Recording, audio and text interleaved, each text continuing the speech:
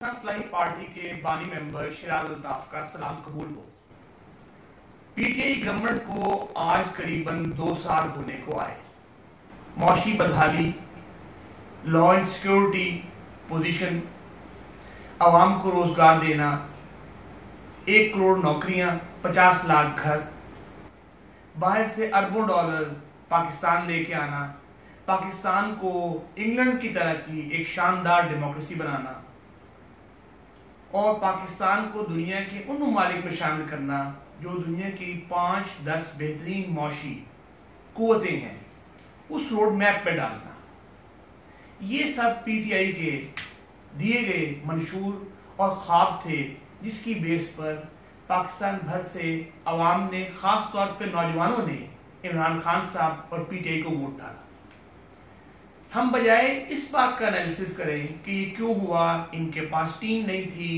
Corona سے پہلے بھی ہماری اکانومی خراب تھی، خان صاحب کی بس باتیں ہی تھیں، میں سمجھتا ہوں کہ ایک پاکستانی اور ایک مسلمان ہونے کے ناطے ہمیں خود سے یہ سوال کرنا چاہیے کہ ہمیں اب کیا کرنا ہے۔ میری نظر میں ایک تو یہ کہ ہمیں کسی پر امید نہیں باندھنی، کسی کی طرف نہیں دیکھنا، بلکہ عوام میں سے، اساتذہ میں سے، طلبہ میں سے، کاروباری حضرات میں سے، ایک عام آدمی میں سے، ورکر میں سے، مختلف شعبوں سے ایسے لوگ آگے آئیں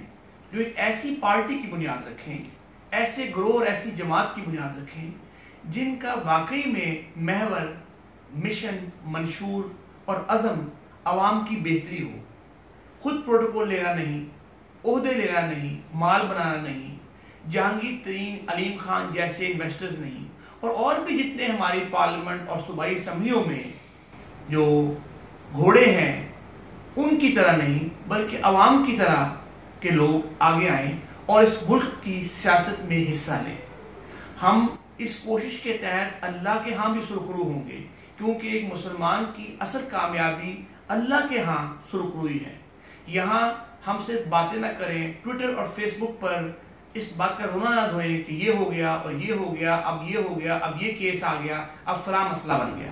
تو ہم یہاں وہ کوشش کریں جو کہ اللہ کے ہاں پہنچ کر ہمیں سرخرو کرے۔ پاکستان فلاحی پارٹی، پائندہ باد، پاکستان زندہ باد۔